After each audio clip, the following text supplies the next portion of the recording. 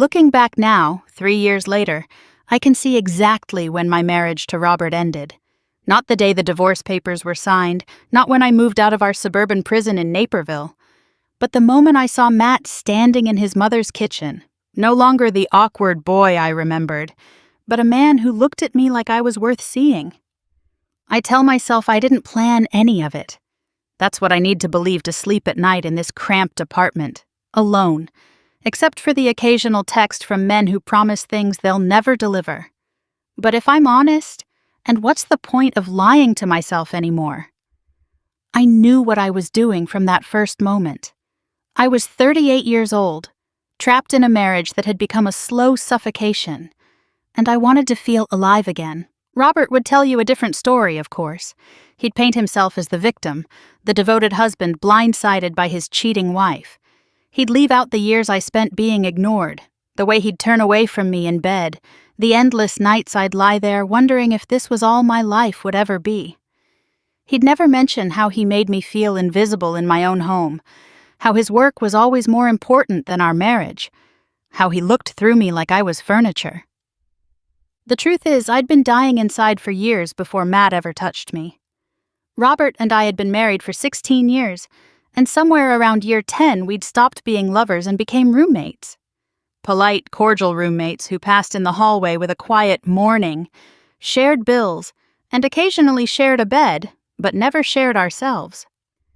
He'd come home from his accounting firm, pour himself a scotch, and disappear into his study.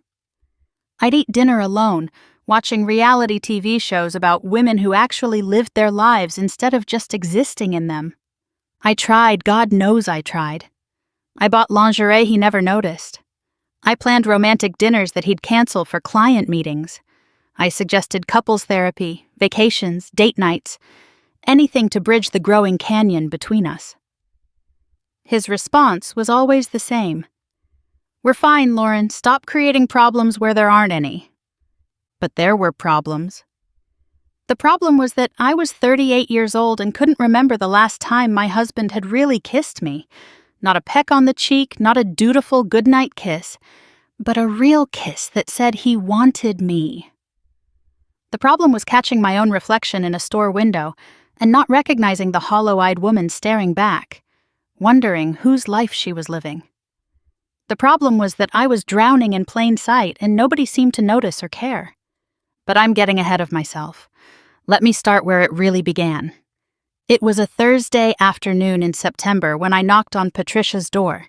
She'd been my friend for 15 years, one of the few real connections I had left after years of playing the perfect suburban wife. I was returning a casserole dish, dressed in nothing special, jeans and a sweater that had seen better days. My hair was in a messy bun. I wasn't trying to impress anyone. Patricia wasn't home, but her car was in the driveway, so I let myself in through the back door like I always did. The house smelled like coffee and something else. Men's cologne, sharp and modern, so different from Robert's predictable Old Spice. The house was quiet, afternoon sun streaming through the kitchen windows. I was about to leave the dish on the counter when I heard footsteps. Matt appeared in the doorway, and for a moment I forgot how to breathe. This wasn't the skinny college kid I'd last seen 2 Christmases ago. He was 24 now, filled out, confident in a way that made the air feel electric. He wore a simple t-shirt and jeans, but the way they fit him made my pulse quicken. His dark hair was slightly mussed like he'd just woken up, and there was a day's worth of stubble along his jaw that made him look dangerous and young and absolutely forbidden. "Mrs. Collins," he said, and his voice had dropped an octave since I'd last heard it. "Mom's not here." "I was just dropping this off," I said, holding up the dish like a shield. He smiled, and something in that smile made me feel seen for the first time in years. Not as Robert's wife, not as another suburban mom, but as a woman worth noticing. His eyes traveled from my face, down to my worn sneakers and back up again, lingering just long enough to make my skin flush. "Want coffee? I just made a fresh pot." I should have said no, should have left the dish and gone home to my empty house, my absent husband, my life of quiet desperation. Instead, I heard myself saying yes. He moved around the kitchen with easy confidence, and I found myself watching the muscles in his forearms as he poured, the way his shoulders moved under his shirt. When he handed me the mug, our fingers brushed, and I felt that touch all the way to my core. It was like being shocked back to life after years of numbness. "You look different," he said, leaning against the counter and studying me with those dark eyes that seemed to see right through my suburban housewife costume. "Different how?" "I don't know. Sadder, maybe, but also more beautiful." The words hung between us, dangerous and thrilling. I should have laughed it off, made some joke about young men and their lines. Instead, I met his gaze and said, "You're different too." "Yeah, well, college changes a person," he said, but his eyes never left mine. "Among other things." We talked for an hour that day. He told me about his job at a design firm downtown, his plans to travel, his frustration with still living at home while he saved money. I told him about my volunteer work at the library, carefully avoiding any mention of Robert or how empty my marriage had become. But somehow, he heard what I wasn't saying. "You know," he said, moving closer, close enough that I could smell his cologne, feel the heat radiating from his body. "I used to have such a crush on you in high school." My heart hammered against my ribs. "Matt." I know. You're married. You're my mom's friend. I'm too young." He reached out, tucked a strand of hair that had escaped my bun behind my ear. His fingers lingered against my cheek. "But I'm not in high school anymore, Lauren. And you don't look very married to me." I should have been offended. Should have pulled away, reminded him of boundaries and propriety. Instead, I leaned into his touch, just slightly, just enough for him to notice. "You deserve to be happy," he said as I was leaving. "Whatever that means for you." I thought about those words all the way home. That night, as Robert came in late from work again, barely acknowledging my presence before disappearing into his study with a stack of files and his laptop, I stood in our bedroom and looked at myself in the mirror. When was the last time my husband had really seen me? When was the last time I'd felt desired, wanted, alive? I found myself thinking about Matt's eyes, how they tracked my movements like I was something worth watching. About his fingers on my cheek, gentle but confident. About the way he'd said my name, Lauren, not Mrs. Collins, like it belonged in his mouth. The next time I saw Matt was by design. I knew Patricia's schedule, knew she'd be at her book club on Tuesday nights until at least 10. I showed up at 7:30 with a bottle of wine I claimed I'd bought for her, my heart pounding so hard I was sure he'd hear it through the door. I'd dressed carefully this time. Nothing obvious. I wasn't trying to look like I was seducing anyone. Just my good jeans, the ones that actually fit, and a silk blouse that brought out my eyes. I let my hair down, applied lipstick that I wiped off twice before settling on something subtle. I told myself I was being ridiculous, that I was just dropping off wine for a friend. Matt answered the door in sweats and no shirt, fresh from a workout. His chest glistened with sweat, and I had to force myself to keep my eyes on his face. "She's not here," he said, but he was already stepping aside to let me in. "I know," I admitted. The admission changed everything. He looked at me for a long moment, then took the wine from my hands. "Good," he said. "I was hoping you'd come back." We drank that wine on his mother's couch, talking about everything and nothing. He sat close enough that I could smell his cologne mixed with clean sweat, feel the heat radiating from his skin.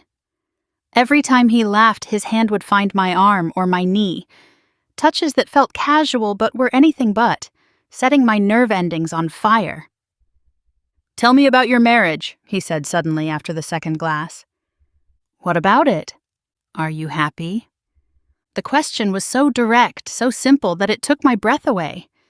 When was the last time anyone had asked me that? "No," I whispered. "No, I'm not happy." "Then why stay?" I laughed, but it came out bitter. "Because I'm 38 years old with no job, no money of my own, and nowhere else to go. Because divorce means failure. Because this is what I chose, and I have to live with it." "Bullshit," he said, setting down his wine glass. "You don't have to live with anything. You're choosing to stay unhappy because it's easier than being brave." "You don't understand." "I understand that you came here tonight," he interrupted. "I understand that you're drinking wine with someone 14 years younger than you instead of being home with your husband. I understand that when I do this," he reached out, ran his thumb along my bottom lip, "you don't pull away." "This is crazy," I said, but I was already leaning toward him. "I'm old enough to be well, not your mother, but—" "You're a woman," he said simply, "and I'm a man. Everything else is just numbers and other people's opinions." When he kissed me, I didn't resist. Couldn't resist. His mouth was hungry in a way Robert's hadn't been in years, maybe ever. His hands tangled in my hair, pulling just hard enough to make me gasp. I kissed him back with a desperation that should have embarrassed me, but all I felt was alive. Finally, brilliantly alive. His hands roamed my body like he was mapping new territory, and every touch felt like a revelation. When was the last time someone had touched me like I was something to be explored, rather than something familiar and routine? When he pulled me onto his lap, I went willingly, straddling him on his mother's floral couch, like a teenager, not caring about the wrongness of it all. "God, you're beautiful," he murmured against my throat, and I believed him. In that moment, with his hands on my skin and his mouth leaving marks I'd have to hide, I felt beautiful. We didn't sleep together that night, though we came close. I left with my lips swollen, my body humming with want, my wedding ring feeling like a brand on my finger.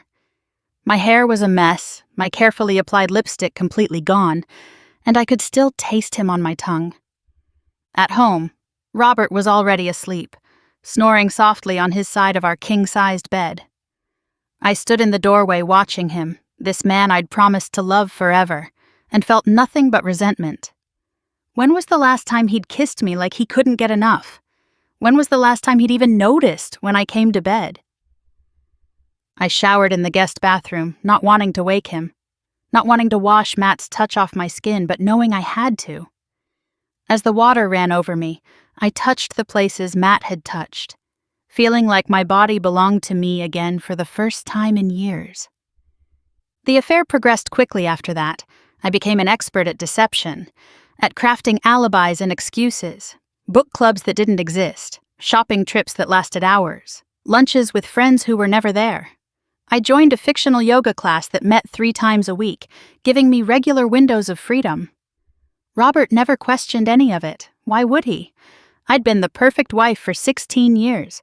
Reliable, predictable, invisible.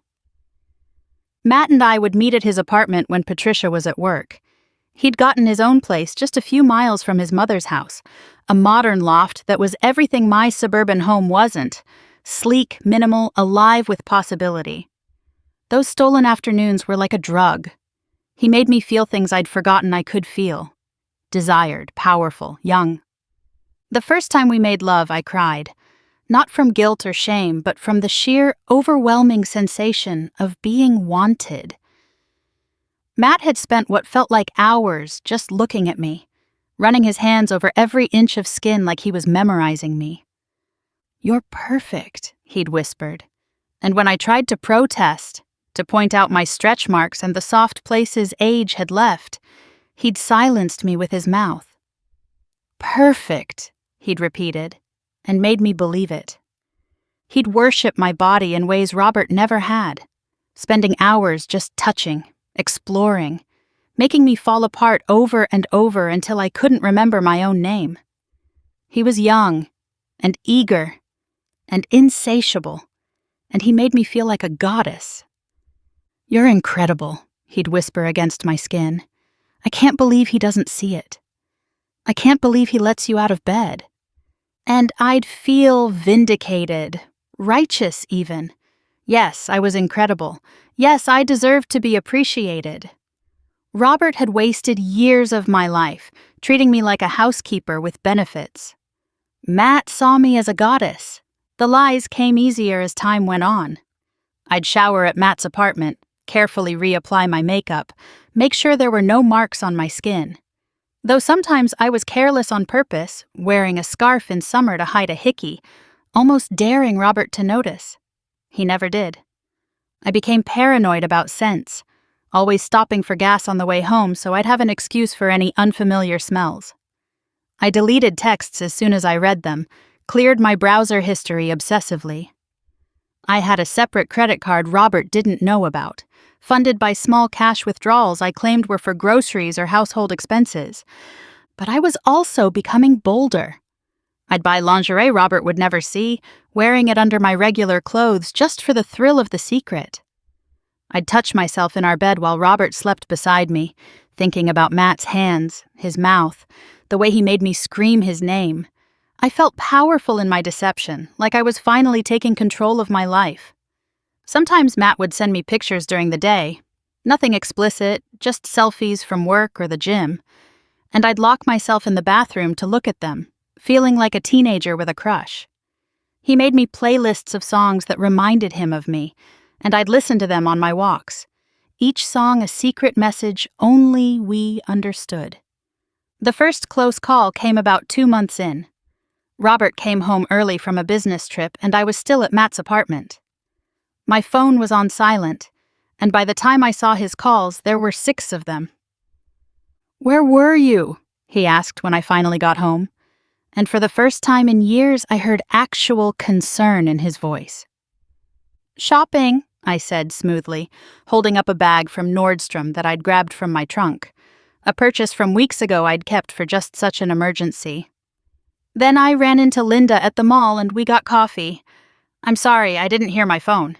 He studied me for a moment and I held my breath. Then he shrugged. "Just worried when you didn't answer. There was an accident on I-88, thought you might have been caught in the traffic." That night, he actually reached for me in bed. His hands were familiar but wrong, his rhythm predictable and unsatisfying. He didn't notice that I was already swollen and sensitive from Matt's attention hours earlier. I closed my eyes and thought of my lover, biting my lip to keep from saying the wrong name. Afterward, Robert kissed my forehead and told me he loved me. "I love you too," I lied, the words tasting like ash in my mouth, a bitter contrast to the man I'd tasted just hours before. As winter set in, the affair intensified. We took risks we shouldn't have, meeting for lunch at restaurants too close to home, texting during family dinners, once even sneaking away during Patricia's Christmas party for a quickie in the pool house while everyone else was singing carols. Matt had pressed me against the wall, his hand over my mouth to muffle my moans, both of us fully dressed except for what was necessary. The danger was part of the thrill. Every time we didn't get caught, I felt invincible. Matt started talking about the future. He wanted me to leave Robert, to run away with him. He'd gotten a job offer in Seattle and wanted me to come. "We could start fresh," he said one afternoon, tracing patterns on my bare back. "No one would know us there. We could be together for real. I could take care of you." The idea was intoxicating. A new life, a new city, free from the suffocating expectations of suburban perfection. I imagined waking up next to him every morning, not having to check the clock, not having to rush home. I imagined being able to hold his hand in public, kiss him on the street, introduce him as mine. But reality would creep in during the drive home. I was 38 with no career, no money of my own. Everything was in Robert's name, the house, the cars, the bank accounts. 16 years of being a housewife had left me completely dependent. And there was something else. As much as I resented Robert, as much as I craved Matt, I was terrified of the judgment. Of being the woman who left her husband for someone 14 years younger.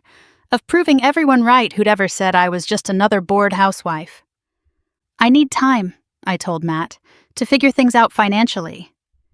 But what I really needed was courage, and that was harder to find than money. The beginning of the end came in February. Patricia had started asking questions, nothing direct, but I could feel her watching me.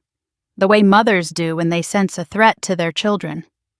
She'd drop by unexpectedly when she knew Matt and I were both free. She'd mention how nice it was that I was being so kind to her son, her tone just a shade too bright. "Matt seems happier lately," she said one day over coffee. "More settled. Do you think he's seeing someone?" My heart hammered, but I kept my voice steady. "How would I know? We barely see each other." She smiled, but it didn't reach her eyes. "Of course. It's just mothers notice things, changes in their children." Then Robert found a receipt. It was stupid, careless. A lingerie purchase I'd hidden in my purse but forgot to throw away. La Perla, $300 for a set he'd never seen. "What's this?" he asked, holding it up at breakfast. My mind raced. "For our anniversary," I said. "I wanted to surprise you." Our anniversary was 3 months away, but he smiled, pleased. "Can't wait to see it."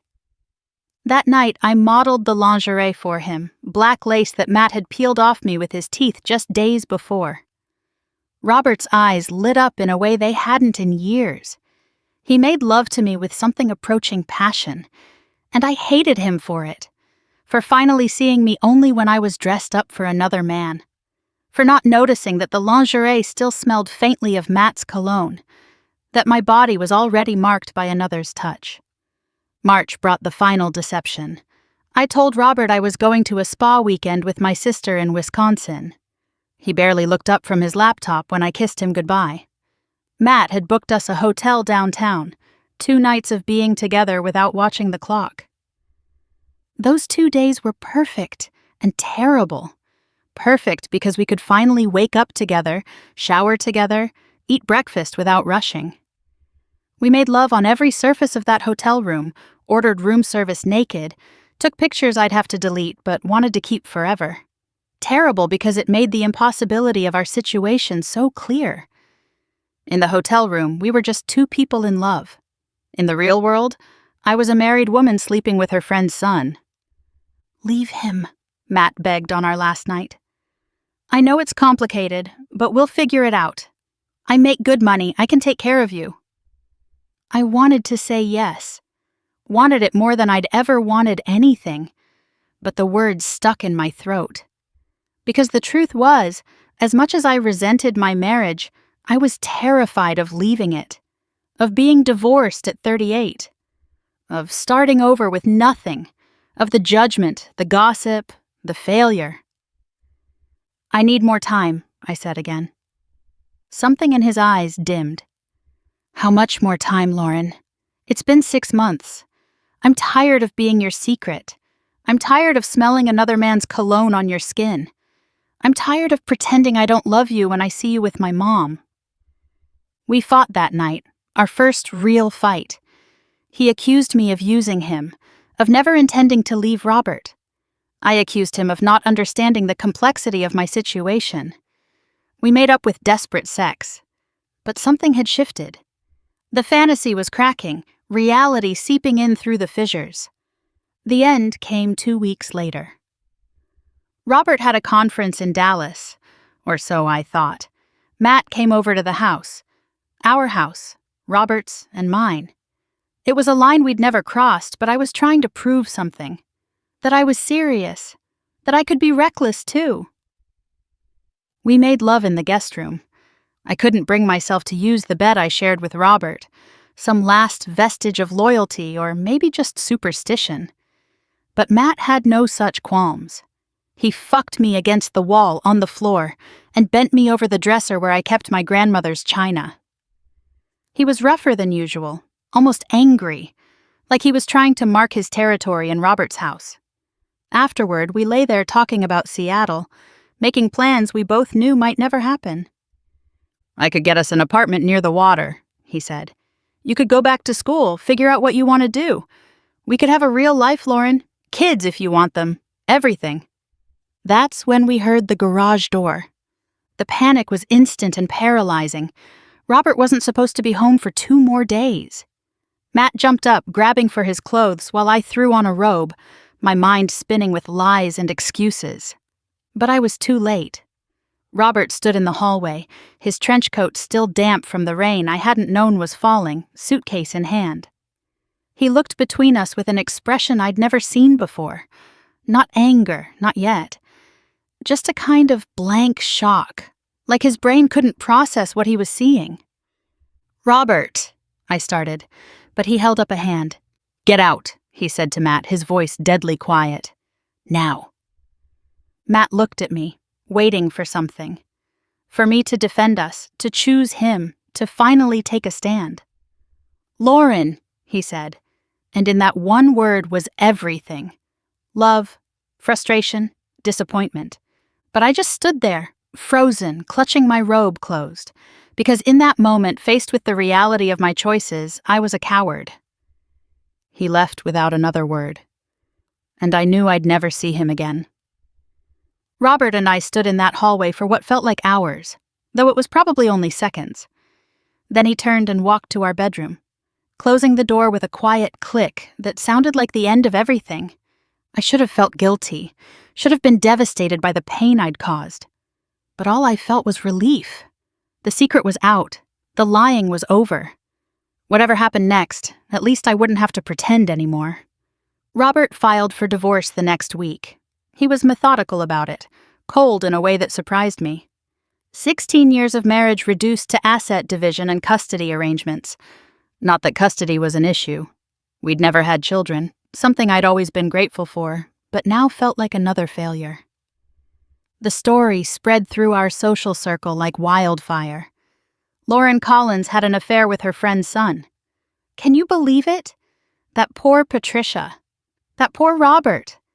I became a pariah overnight, uninvited from book clubs and dinner parties, whispered about at the grocery store. Women I'd known for years crossed the street to avoid me. Men who'd barely noticed me before suddenly thought I was available for anything. Matt tried to call, to text, but I didn't respond. What was the point? Without the secrecy, without the thrill of deception, what did we really have? He was 24, with his whole life ahead of him. I was a soon-to-be divorced woman with nothing to offer but baggage and scandal. Patricia confronted me once, showing up at my door while I was packing. "How could you?" she asked, tears streaming down her face. "He's my son, Lauren. My baby. I trusted you. I invited you into my home, treated you like family." I wanted to explain, to make her understand how lonely I'd been, how invisible I'd felt. But looking at her standing there, betrayed by someone she'd trusted for 15 years, I knew there were no words that could fix this. "I'm sorry," was all I managed. "No," she said, "you're not. You're just sorry you got caught. Sorry you have to face consequences. But you're not sorry for what you did to my son, to me, to your husband." She was right, of course. I was sorry I got caught. Sorry I hadn't been more careful. Sorry I'd let fear keep me from making a choice before it was made for me. But sorry for the affair itself?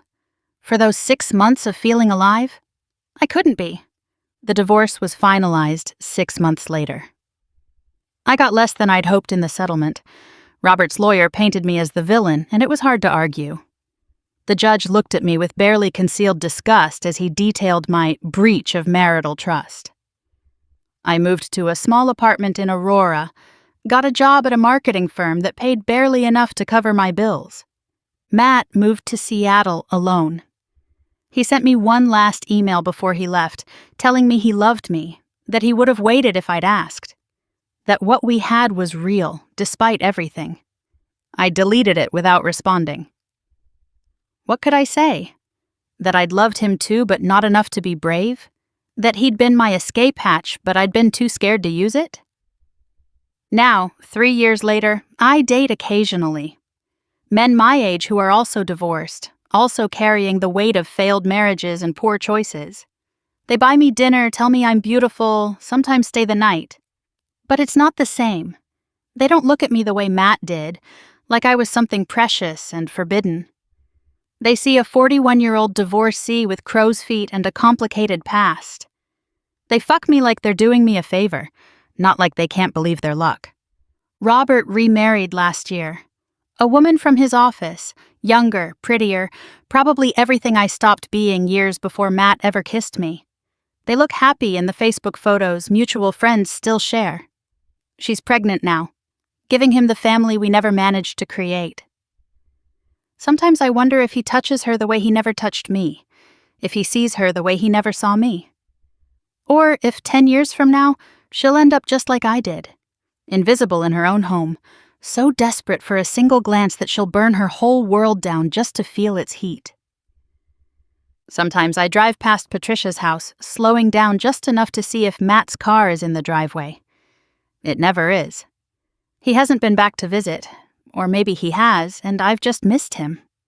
I heard through the grapevine that he's engaged now, to someone age-appropriate and scandal-free. Someone who can give him a future without complications. I tell myself I regret it. The affair, the lies, the way it all ended. But late at night, alone in my apartment, I close my eyes and remember. His hands on my skin, his mouth against my throat. The way he made me feel alive and wanted and young. The sound of my name on his lips when he came. The weight of him on top of me, inside me, surrounding me. And I know the truth. I don't regret it. Not the betrayal, not the deception, not even the destruction it caused. Because for 6 months, I felt like myself again. For 6 months, I was more than Robert's invisible wife. I was desired. I was dangerous. I was alive. The price was everything I'd built over 16 years. My marriage, my home, my friendships, my reputation. But in those stolen hours in Matt's arms, feeling his heartbeat against my chest, tasting desire on his lips, it was worth it. Every devastating second was worth it. My name is Lauren Collins, and I destroyed my life for 6 months of feeling alive. I'd do it again tomorrow.